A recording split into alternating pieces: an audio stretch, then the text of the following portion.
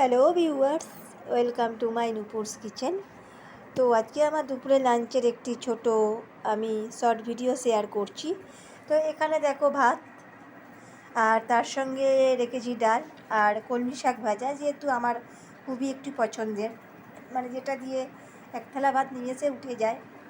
তার সঙ্গে সামান্য থোড় ভাজা, কাঁকরোল ভাজা, এখানে আছে খাস্তা করে, মানে মুচমুচে ঝাল ঝাল মাছের ডিমের পকোড়া, অল্প একটু সামান্য ডিম আলু ভর্তা, আর এখানে আছে চিচিঙ্গা আলু দিয়ে ভাজা, আর তার সঙ্গে আছে মায়ের জন্য সবজি দিয়ে পাতলা করে মাছের ঝোল, আর এখানে আছে বাবার জন্য বেসনের বড়া পেঁয়াজ দিয়ে তরকারি, আর পাতলা করে সর্ষে বাটা দিয়ে কাতলা মাছের ঝাল।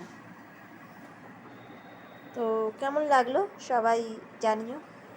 এগুলো প্রত্যেকটা রান্নাই গরমের জন্য বানিয়েছি। তো গরমকাল তো আছেই, গরমকাল তো থাকবেই।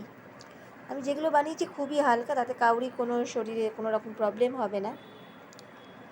ধন্যবাদ।